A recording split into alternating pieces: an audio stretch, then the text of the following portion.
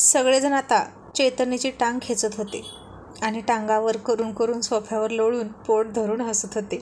आणि अर्जुन म्हणाला, ए भाड्यांनो, अरे तिकडं काशी करा बरं तुमची, अजिबात इथं थांबू नका. इतक्या मोठ्यानं हसतात का लोकांच्या घरी येऊन? तसा राहुल म्हणाला, वहिनी. आणि अर्जुननं त्याचं तोंड दाबलं. गप्प बसतो कुत्र्या, लगेच लागला भुकायला वहिनी वहिनी करून. तिची भीती कुणाला दाखवतोस? ती चिल्लर आहे माझ्यासमोर, असे अर्जुनराव फार ॲटिट्यूड आणि ओव्हर कॉन्फिडन्समध्ये येत म्हणाले. मग सोड ना माझं तोंड, राहुल म्हणाला. आणि आम्ही पोटभर खाऊनच जाणार, कळलं? पोटभर बुद्धी देतो ना तुम्हाला. तुमच्या आईची भुक्कड जात कुठली. इतक्यात अर्जुनचे सासू सासरे दरवाजात आले आणि बाबा म्हणाले, मयुरी अगं बाहेर येतेस का? तसा अर्जुन सगळ्यांना दम देऊन म्हणाला, आई घातली, यांनी काही ऐकलं तर नसेल ना, मेलो. आता अर्जुनच पुढे होत म्हणाला, मयू तू थांब, मी बघतो. आणि पळतच जाऊन त्यानं बॅग घेतल्या. आणि चैतन्य म्हणाला, बघितलं का, हे अर्जुनराव घर जावई झालाय नुसता आणि आपल्यावर शायनिंग टाकत असतो. आता कसा वागतोय मोडेपर्यंत भाड्या. मग ते दोघेही आत आले. राहुल उठला आणि त्यानं आईबाबांना नमस्कार केला.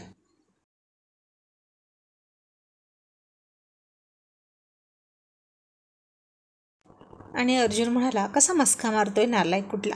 आणि मग आता सचिन हळूच म्हणाला, चैतन्य आपण काय करायचं? चैतन्य म्हणाला, आता काय, आपल्याला पण वाकावं लागणार, नाहीतर आपण किती नालायक आहे आणि हे किती संस्कारी आहे हे कळलं ना त्यांना. चल वाक, असं म्हणून दोघेही वाकले जोडीनेच. आणि आई म्हणाली, सुखी राहा. मग जावई बापू, आमची कोमल कशी आहे, तिला आणली नाही का तू? बाबा म्हणाले. आणि राहुल म्हणाला, खाऊन पिऊन मस्त आहे, आता नाही आणली, नंतर येतो घेऊन तिला. तशा सासूबाई ठसक्यात म्हणाले, अरे आता गाडी होती तर आणायची ना सोबत, काय जड झाली असती की काय गाडीला? आणि राहुल ते ठसक्यातलं बोलणं ऐकून अर्जुनकडे टकमक बघू लागला. आणि अर्जुननं डोळे मिटून शांती शांती शांती असा इशारा केला. आता यांना काय बोलता आणि कसं सांगायचं की रॉयल बॉयज एकत्र असले की त्यांना बायकांची अडचण होते. हवी तशी हवी तितकी मस्ती करता येत नाही ना. आणि मग उगाच दडपण येतं आणि उगाच दडपण घेत नाहीत रॉयल बॉयज. आणि बायकांचं तर नाहीच नाही. आणि मग बाबा म्हणाले, केव्हा आलात? चहा झाला ना तुमचा? अर्जुन म्हणाला, हो बाबा झाला.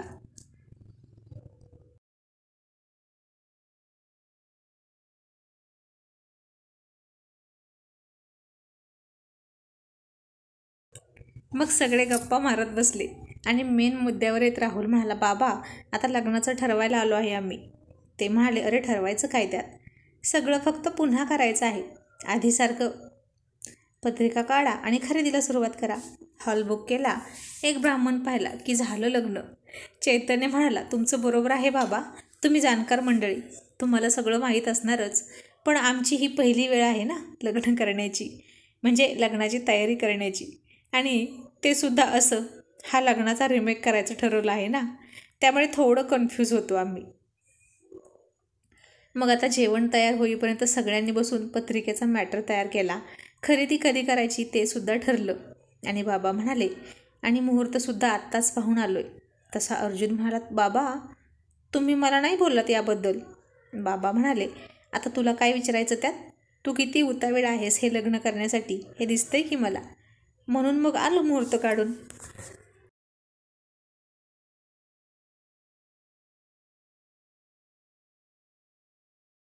आजपासून बरोबर 10 दिवसांचा मुहूर्त आहे, चांगला मुहूर्त आहे आणि आता पटापट घाई करायला हवी.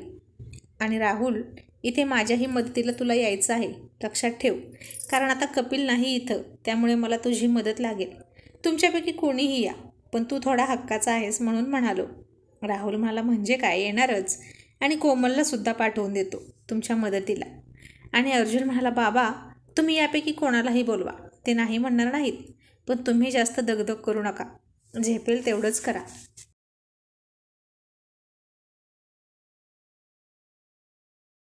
राहुल म्हणाला, मग अर्जुन आता तुझी बॅग भर. तसे अर्जुनने डोळे मोठे केले आणि कसनंसं तोंड करत म्हणाला, राहुल तुला मगाशी म्हणालो होतो ना मी, आशू राहत नाही माझ्याशिवाय, मी येतो ना नंतर. आणि बाबा म्हणाले, अर्जुन आता आशूचं जे काही असेल ते आम्ही बघून घेतो. तू जा बरं पटकन, तुझी बॅग भर. तू तिकडे असशील तरच तयारीला वेग येईल, नाहीतर उत्साह नाही वाटणार कोणाला. तसं इथं राहूनही तयारी केली असती, पण तुझ्या घरातून तुझी तयारी व्हावी अशी तुझी इच्छा असेल ना. मयुरी सांगत असते, तुझ्या आईबाबांना तुझ्या आयुष्यातली प्रत्येक महत्त्वाची घटना पाहायची असते. मग हे सगळे विधी तुझ्या घरातूनच झाले पाहिजेत आणि तिथं तुझ्या आईवडिलांना पाहून आनंद होईल. आणि मुलगी लवकर तिच्या सासरी पाठवली की आम्हीही निवांत झालो. पुन्हा एकदा त्या कर्तव्यातून मुक्त होऊ म्हणून घाई केली. अर्जुनला ते पटलं. तयारी तर त्याच्या घरीच होणार होती, वर पक्षाची, पण इतक्या लवकर तिकडं जायचं, ते सुद्धा मयूला सोडून कसं राहायचं असं तो मनात म्हणाला. आणि मग सासूबाई फार खुश होऊन म्हणाल्या, अहो, ही भांडी किती स्वस्त मिळाली नाही. मी किती दिवस झालं शोधत होते असं भांडं, आणि स्वस्तसुद्धा लागलं. थांबा हां, मी दाखवून येते असं म्हणून बाहेर गेल्या. आणि बाबा हसत म्हणाले, बायका त्या बायका कोणत्याही वयाच्या असू द्या, 100 रुपयाची चप्पल घालतात आणि गावभर कालवा करत फिरतात. पण रॉयल माणूस तो नवरा असतो जो हॉटेलमध्ये 1000 रुपयाची पितो, पण या कानाचं त्या कानाला कळू देत नाहीत. असं म्हणून बाबांनी डोळा मारला.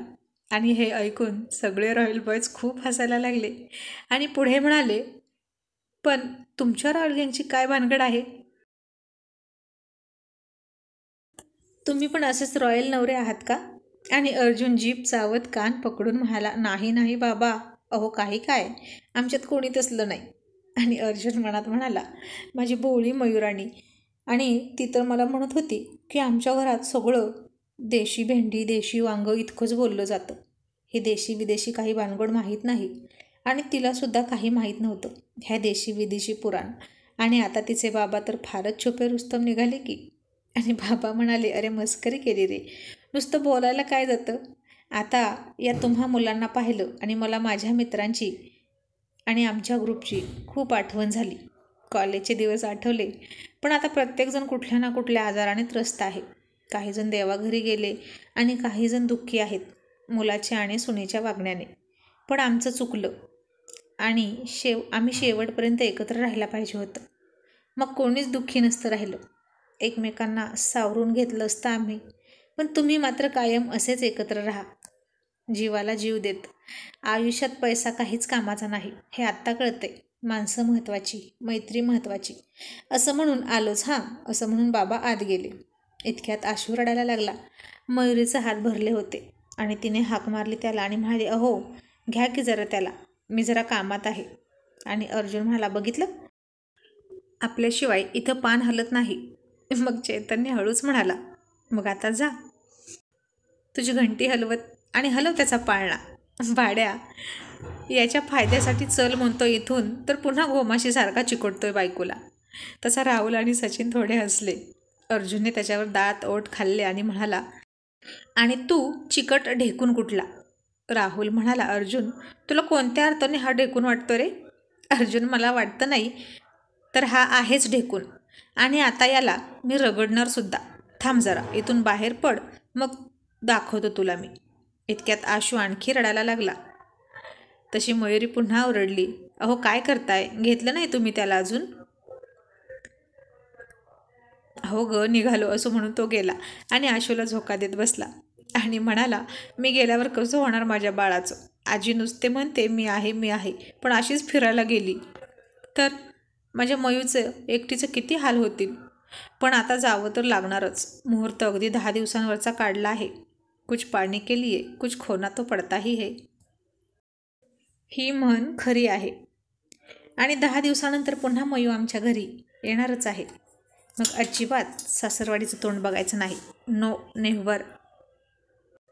असं म्हणून तो गालात हसला आणि ती आत आली आणि मग म्हणाली, झोपला का आशू. बरं केलं झोपवलं ते, म्हणजे माझी कामं तरी आवरतील. असं म्हणून ती निघाली. तसा तो म्हणाला, मयू इकडे ये ना गं. ती म्हणाली, आत्ता कशाला. अगं तुला बांगड्या घालायच्या आहेत ना, ये ना घालतो. ती म्हणाली, आत्ता. तो म्हणाला, अगं नंतर मला वेळ नाही, निघावं लागेल ना, माझे वराते आलेत की, माझी वरात काढायला. मग ती म्हणाली, बरं ठीक आहे. असं म्हणून तिने त्याच्यासमोर बांगड्या ठेवल्या आणि त्यानं तिच्या हातात एक एक करून बांगड्या घातल्या. अगदी कासार घालतो तशा, आणि तिचे हात हातात पकडून हलवायला लागला. आणि त्या बांगड्यांची किणकिण ऐकून त्याला खूप आनंद मिळत होता.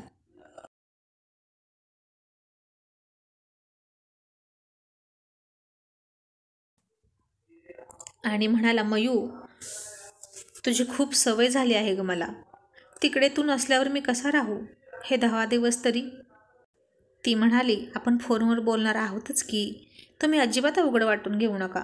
आणि तिनं तिच्या पायातलं पैंजण काढलं आणि त्याला देत म्हणाली, माझी आठवण आली की हे तुम्ही वाजवायचं आणि मी जवळ असल्याचा तुम्हाला भास होईल. तो हसला. तिची आयडिया त्याला खूप आवडली आणि तो म्हणाला, आशूचं काय? त्याची आठवण येणार ना? तिने हसून त्याच्या हातात खुळखुळा दिला आणि म्हणाली, आशूची आठवण आली की हा खुळखुळा वाजवा. आता अर्जुन खूप हसला आणि तो तिला मिठी मारत म्हणाला, तू ना मला पूर्ण खुळा करून टाकला आहेस बायको. तुझ्याशिवाय एक क्षण नाही करमत मला. तू जेव्हा घरी नसतेस तेव्हा माझा जीव कासावीस होतो आणि अख्खं जग सुनं सुनं वाटतं. असं म्हणून त्यानं तिला आणखीन मिठीत दाबली आणि तिला कसं तरीच झालं. तिच्या भावना उचंबळून यायला सुरुवात झाली आणि ती म्हणाली, अर्जुनराव, आता नको ना हे सगळं. इतकी वाट पाहिली, मग आता थोड्यासाठी राहा ना थोडं लांब माझ्यापासून. बायको, तेच तर जमत नाही ना. बाकी काहीही करायला सांग. आणि ती म्हणाली, सांगू? हो हो सांग. आणि ती पुन्हा हसून म्हणाली, थोडं लांब राहा माझ्यापासून. आणि हसायला लागली. तो म्हणाला, माझ्यासमोर चलाकी करतेस शाब्दिक चातुर्य दाखवून?